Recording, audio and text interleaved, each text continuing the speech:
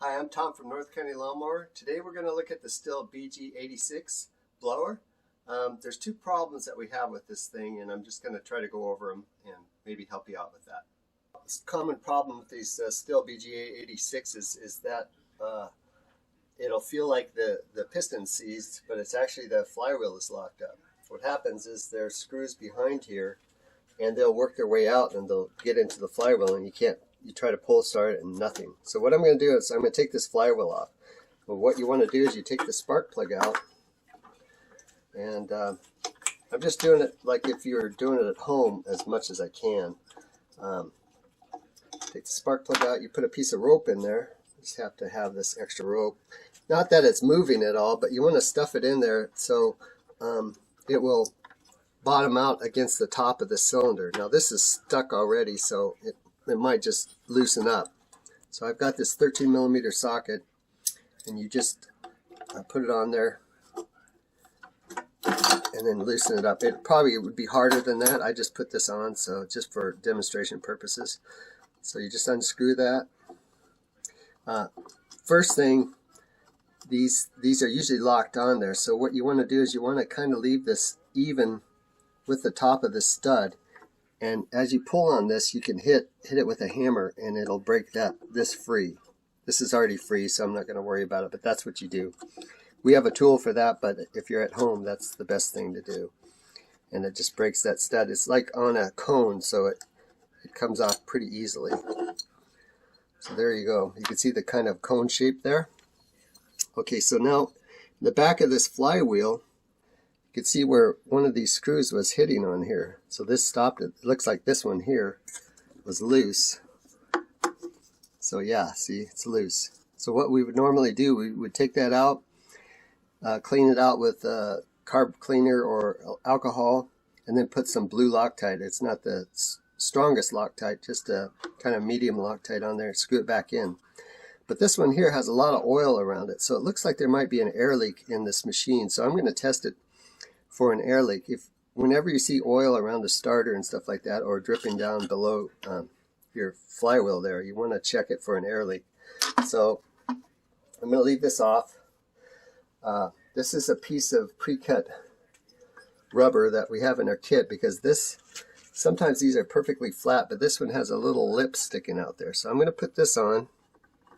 That'll take up that space, and then you can put a piece of like rubber in there and put your carburetor back on. In fact, maybe I'll do that just for the heck of it. See, it's not going to work very good with this situation, so I'm just going to use my Stihl part here. This will help me test it. Put that in there. Tighten that up with your nuts. It's an 8mm nuts.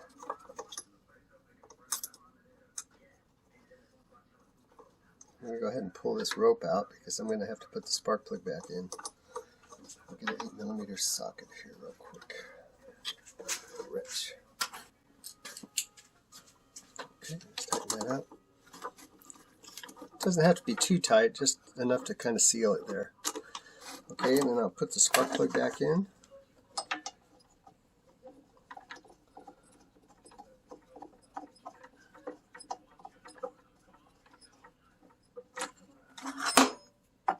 Cinch it tight.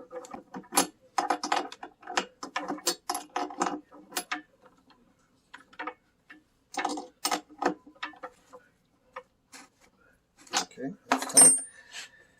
Now I'm going to put the muffler back on.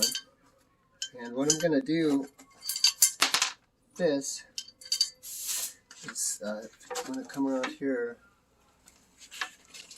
I'm going to put this up against that while I put the muffler on to close off that area. Okay, now I've got this started. I'm going to go ahead and stick this piece of rubber in here to close off that exhaust port, and then just go ahead and tighten that up.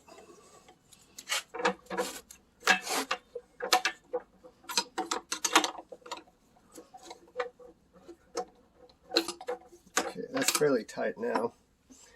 What I want to do is I want to pressure it up. So I've got this pressure gauge. You can do vacuum and pressure with this. You can get something like this at an auto parts store. So I'm just going to put this on here, pressure it up, and see if it holds pressure.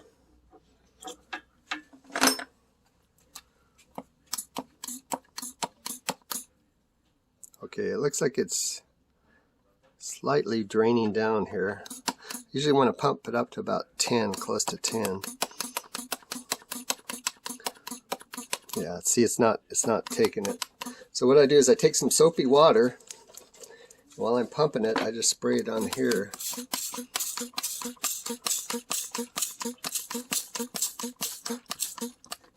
Yeah, see that? It's leaking right there.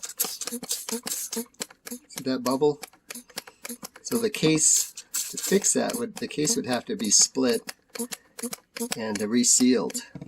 So, like I say, anything oily around here is a good indicator that it's got a case leak. So to repair this, you got to take it apart and put it back together. This is the spark arrestor on the muffler of this machine. Now this one is clean. You can see through it there, but lots of times they're coated up with carbon from people running bad gas and bad oil mix. And so what you do is you pull that out and you burn it off. What will happen is you'll start losing power. And then if you don't burn that off, you build up pressure, and then you end up getting a case leak here. You know, either your seals will leak or your case will leak on there. It's kind of like, say your ears are plugged and you plug up your mouth to blow out your ears. That's what's happening here. The pressure from the combustion has to go somewhere, so it usually blows out a seal. These machines are meant to last a long time, but you need to take care of them. So if you notice you know, that you're losing power, check your spark arrestor. Doesn't matter if it's a Stihl or anything else. Just check your spark arrestor and just make sure it's clean. Don't take it out because you don't want to cause any forest fires.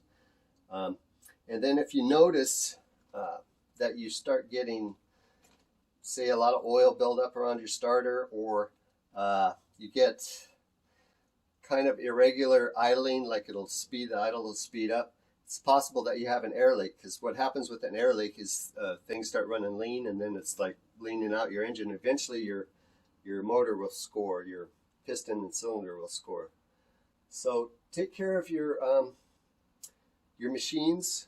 You know, in California, this 2023, this is going to be the last year that you're going to be able to buy a lot of this two-stroke stuff. I believe if more people ran like Sabre, this is a low smoke oil, burns really clean, then we might not have this problem with people getting upset about blowers and stuff like that. So use good oil, use at least 89 octane fuel. Premium's probably better. Most of the manuals say 89 and above. Don't run regular gas in these because it's full of carbon. Carbon is our enemy, so if you can keep away from carbon, you can have a piece of equipment that will last a long time. I actually heard of a guy that had a Husqvarna chainsaw. He's been running a 100-to-1 Sabre for 30 years, and things still running great. So hopefully this video helps you, and take care of your equipment. If you have any questions, leave a comment down below. Please like and subscribe if you like this kind of content, and we'll bring you more to help you out. Thanks for watching.